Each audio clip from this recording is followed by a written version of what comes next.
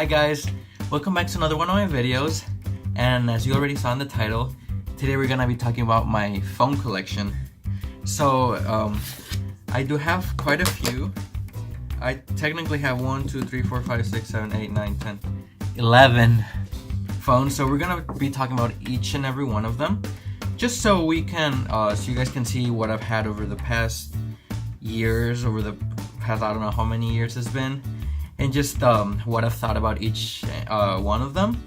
So down in the description I will leave the name of every single one of them, just so you guys know what phones I had and what I thought about them. So let's get started. So the first phone we're gonna be talking about, so I am actually going down by size, is the iPhone 4S. So this is one of the first phones I had. I think I got it back when I was like 13. So I had this phone for quite a bit. Oh, you can see my reflection there. Hello. So this is obviously a pretty compact phone. This was the last 3.5 inch phone Apple made, and it was my first iPhone as well. I really liked it, although the battery in this phone was actually pretty poor. It rarely lasted me the entire day, and it did last me only when I used it only a little bit throughout the day. But I was very surprised with the kind of pictures it took and everything that it could do in general, because knowing that it was a 2011 phone and I got this phone in 2015, 2014, I forgot what year, but it was like many years afterwards. I think the iPhone 6 was already a thing. I was pretty impressed on how well it did.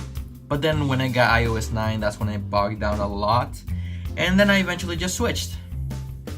So yeah, second phone is the, it's technically not a phone, but it's the iPod Touch, the 5th generation. So I got this before I got my first phone, because I was like, oh, I just want to use something that at least is similar to a phone, but not really. So this is what I got. It has the same A5 chip that the iPhone 4S has, except that it's bigger because the iPhone 5 had come out. But yeah, it was nice. Again, the battery kind of sucked, but I mean, look at this, how thin this is, 6.1 millimeters. It's ridiculous.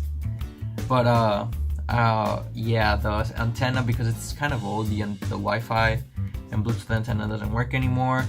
But I mean, it's pretty nice. Oh, just by the way, none of these are charged. So yeah, that's the iPod Touch 5th generation. My next phone is the LG V70. So I'm pretty sure this was my first phone. It was only like, what, 50 bucks? Yeah, so what I really loved about this phone is that this one doesn't work again either. This button lit up when you turned it on or when you got notifications, which was really cool, kind of like a LED notification light. The photos are kind of bad, but I mean, this phone was pretty cheap. Something that I do miss that it's not a real thing in phones these days anymore is that you can take off the back to expose the battery and also like remove the battery. But yeah, this was my very first phone, and I really liked it. I was very excited. I was this preteen that did not know like much about life. But yeah, that's the LG V70. This is the next phone. So I only had this phone for a little bit. This is the Moto G. This is the 1st generation Moto G, but this is the LTE version. This phone, my mom had it at one point, and then I used it for a bit. So this didn't have a removable battery, but it had a pretty good camera quality for the price. I think this phone was like $100. But yeah, I mean, as you can see, the screen is pretty messed up. It's really cracked.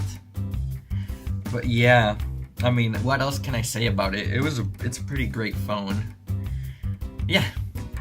The next phone is the LG Risio, or the LG Leon in some other carriers. I used to have Cricket back then. But yeah, this phone, I don't know if it's charged or not. Oh, it is.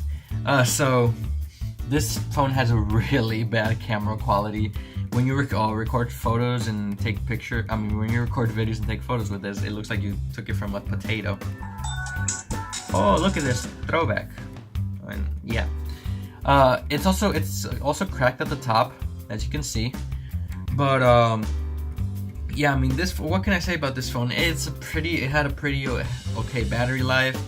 I used it for a bit when my phone broke. But yeah, I mean, oh, see here. I usually have it as for guests that want to play Just Dance, since I don't have enough controllers in my Wii U. But yeah, that's the LG Risio.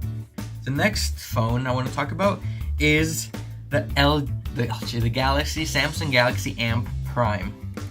So, this is actually a very good phone for the price. I think this is was like $70-$80, which is a really good value for this. The camera is actually pretty okay for this price, and I don't know. I feel like it's just me, but I kind of dig this look with like the white part at the bottom, and then everything else is black, and then the back is all white.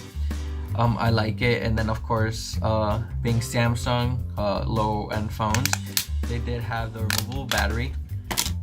So you can see, and it was a pretty big battery, 2600 milliamp hours, which is actually bigger than the iPhone 8's battery. It's pretty funny. Okay, it's approaching the iPhone X battery size, iPhone 10. But yeah, I do recommend this phone, like the new version of this phone, obviously for people that, for kids, or for people that are just trying to get their first phone or are on a very tight budget. So yeah, that's the Samsung Galaxy Amp Prime. Next is the ZTE Grand X3. I'm surprised I remember the name of this phone. It's a pretty long name. So again, I don't know if this one is charged. It's not. But I was pretty impressed with knowing the price of this phone. It was also around $100. Oh, it's cracked at the bottom. But it has USB Type-C, as you can see right there, which is actually pretty impressive for the price, because like right now only the high-end phones have a USB-C port. And yeah, again, like has removable back and a removable battery, which is humongous, 3080 milliamp hours. But for like a low-end phone, this is really big, and the battery's like pretty heavy. Yeah, at this point I was still in cricket.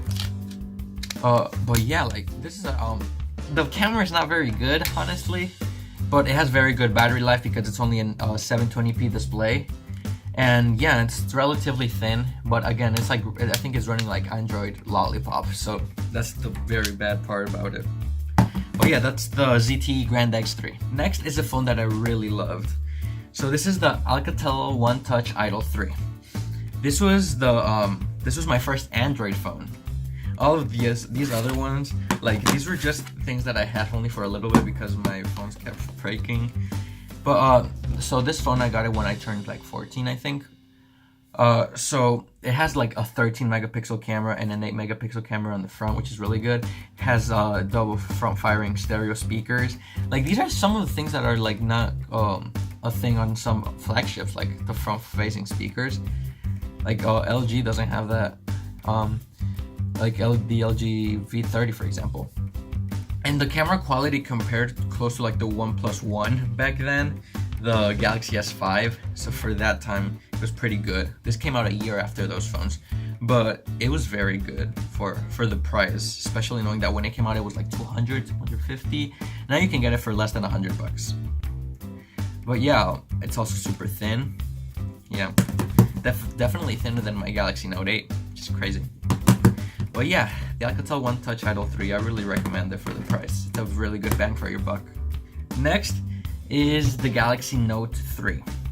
So I've actually never used this as my daily phone. I'm trying to figure out what phone that was. Oh, okay, it turned on. It's weird. So the Galaxy Note 3, I've actually never really used it as my daily phone, as I was saying. But I've only used it a little bit because, so it used to be, I think my dad's phone, I forgot. But, so, because we one day found it, and, like, we found it out on the street, we, like, tried to return it, but we were not able to because no one ever contacted the phone or anything. So we kind of kept it, and no one has really claimed it, but we haven't really used it either. But, I mean, the little that I used it, I mean, it's a flagship from what year? 2013. So I mean, it's very good for that year. Nowadays, like, don't buy this. This is Android like Cat or something. So yeah. Next is a phone that I don't have with me right now, but it's the Galaxy S8 Plus. So here you can it's a case for visual representation. So here's the Galaxy Note 3 and here's the Galaxy S8 Plus. Wow, phones have gotten really big. Like, look at this. And so it's a great phone. I mean, I just had that when I had an iPhone 7 Plus, but I sold it and then bought this phone, the Galaxy S8 Plus. And I did it because I was like, I need to take a break from iPhone, and I just need to try a premium Samsung Galaxy phone. So I got it, and I love it. I loved it so much. That's why I got the Note 8 afterwards. And obviously, last but not least, is the Galaxy Note 8, which I'm recording with right now. So obviously, I can't really show you what it looks like compared to the rest of the phones. But again, I have a case for it here. This is, I think, the Incipio Dual Pro, and the Note 8 has been my favorite phone out of all of them. It has been the most expensive one as well. It retails for like $960. But yeah, like, it's such a great phone. But if I did not have a phone right now and I had to buy one, I would just get the Galaxy S9 Plus, because I mean, it's a little cheaper than the Galaxy Note 8, and it's obviously has more new features and specs, like those AR emojis. It's really weird. But yeah, so here's just a quick representation of all the phones. So thank you guys for watching. I don't know how long this video is gonna be. It's probably gonna end up being like 10 minutes long, but thank you guys for sticking around. And if you made it down all the way up until the end, just type down #pineapple to confuse everyone else down in the comments below. So thank you guys for watching, and see you guys. Bye.